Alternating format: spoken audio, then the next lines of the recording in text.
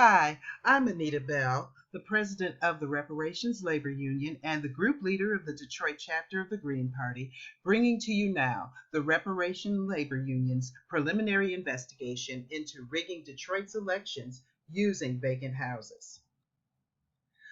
Now, I have been asked, why does a reparations organization care about election integrity in the United States? Well, the Reparations Labor Union predicts that reparations will be possible within the next 25 years.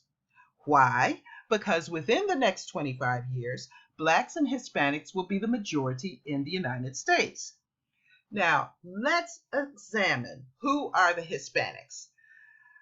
In the United States, 63% of the Hispanics are actually Mexican Americans.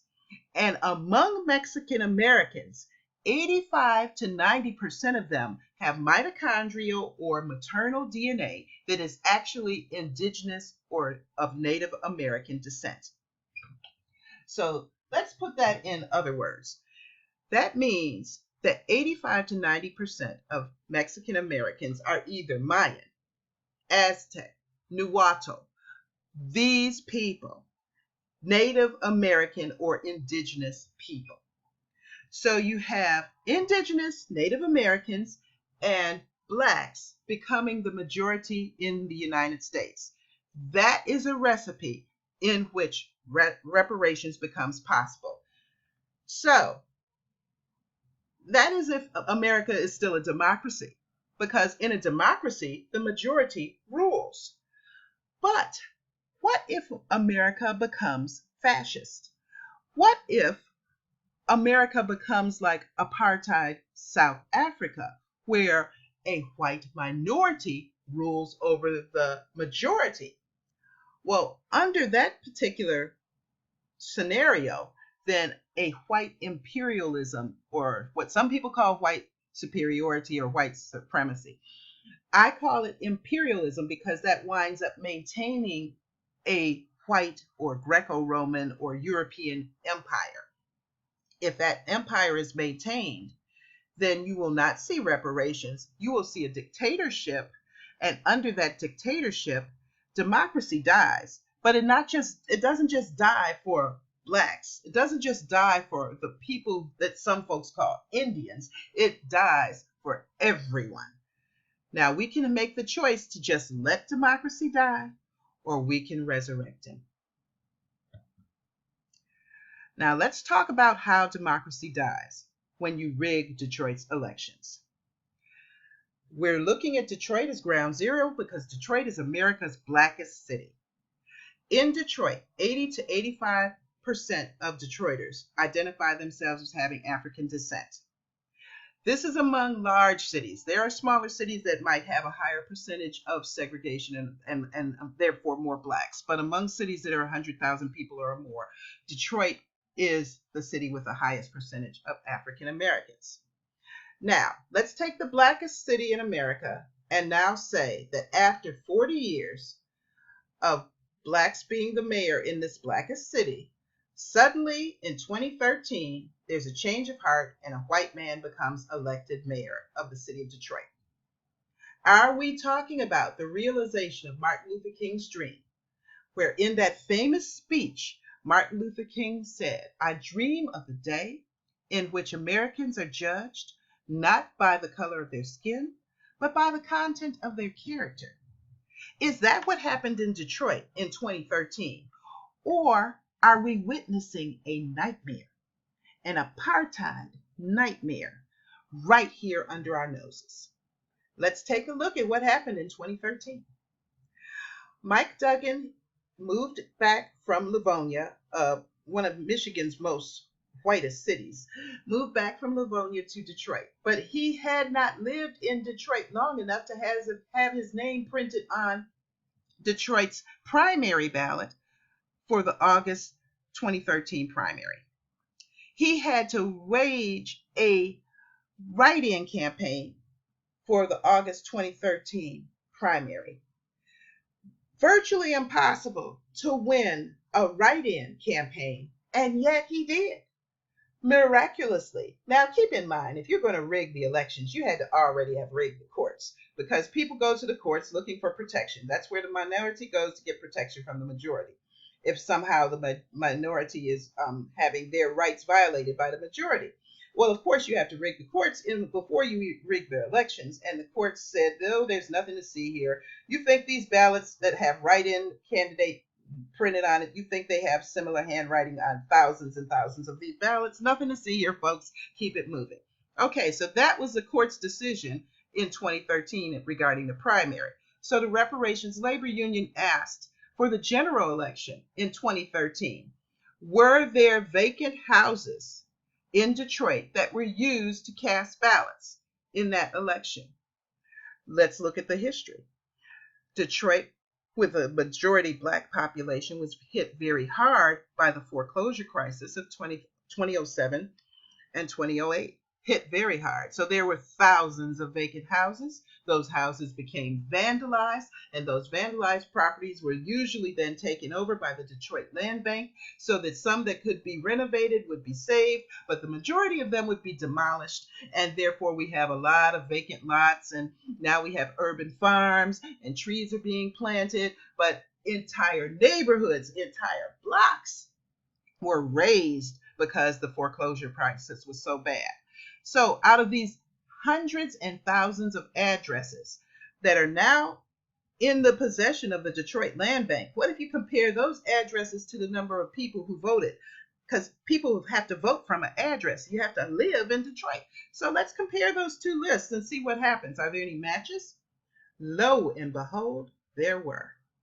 So the Reparations Labor Union is asking that the Detroit Mayor, Mike Duggan, and his accomplice, the Detroit City Clerk, Janice Winfrey, and of course the Detroit Land Bank, be investigated for violating the 15th Amendment to the U.S. Constitution, be investigated for violating the 1965 Voting Rights Act, be investigated for violating RICO and committing an conspiracy for election fraud, be investigated for violating various Michigan election law by using vacant houses to vote in Detroit's elections, starting with November of 2013.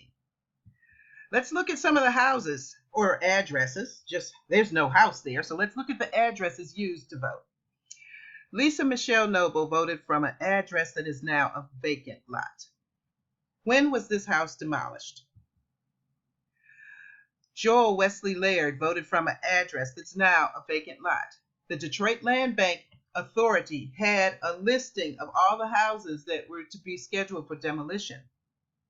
Of course, this property, there's this process that must be gone through in order for the land bank to acquire the property.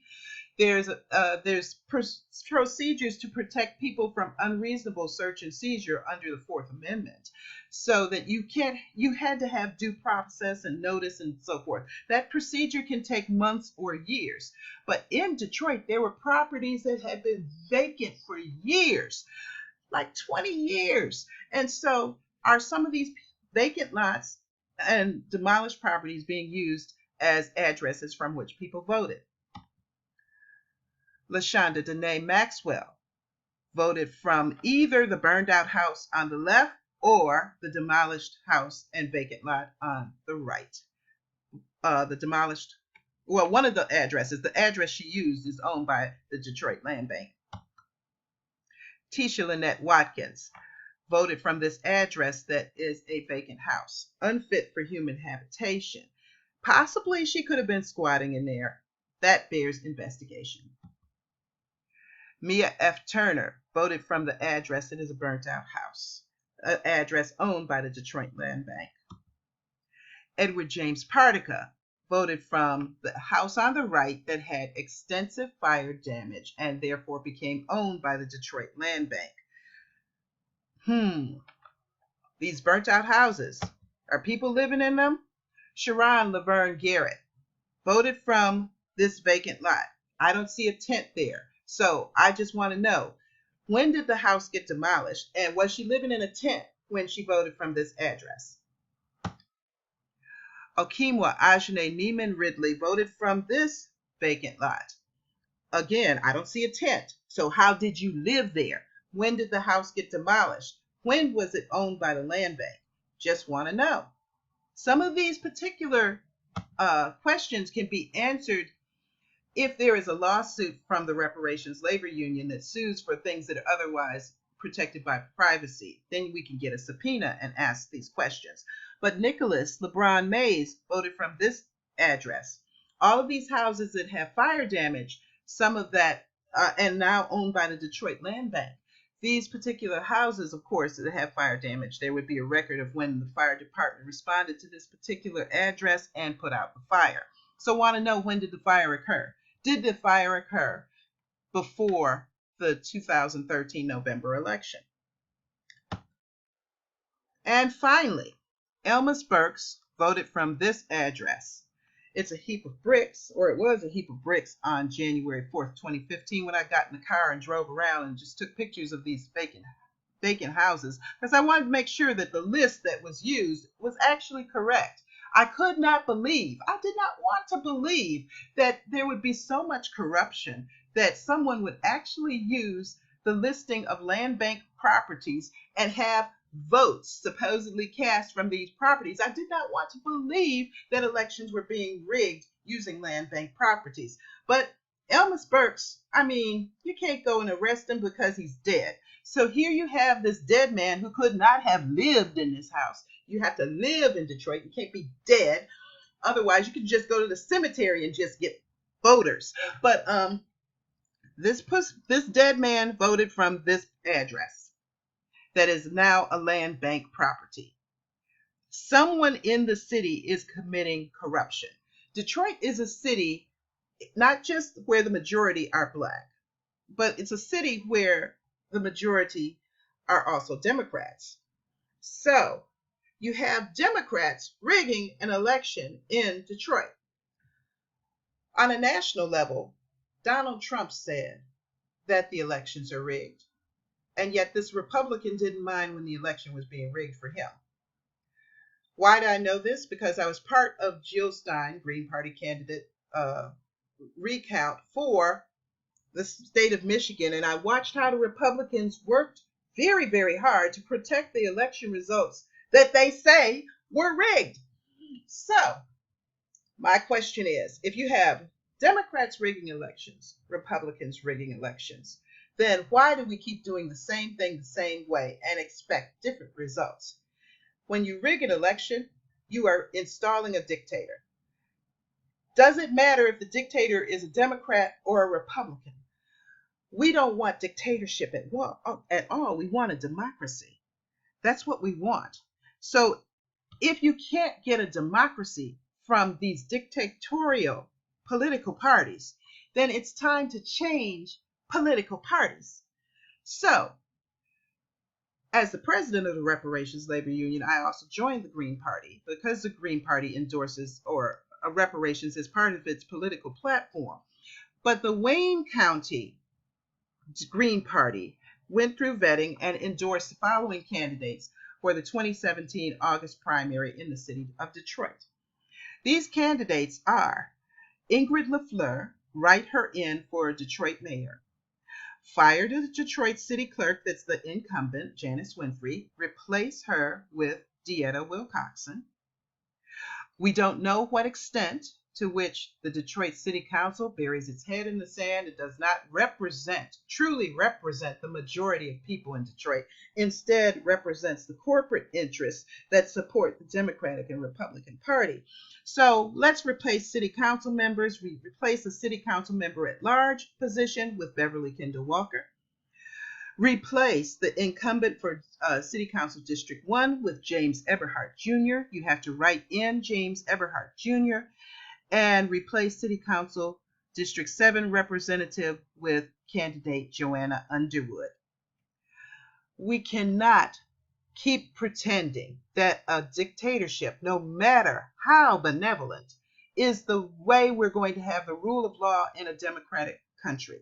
If we're going to be a democracy, we have to raise or resurrect democracy. We have to get rid of these dictators, get rid of the incumbents, and replace them, have the change in that we have the democracy we need and deserve. That's how we'll get reparations. That's how we'll get justice. And that's how we'll also save this planet. So please take this information and govern yourselves accordingly. Thank you, and God bless you.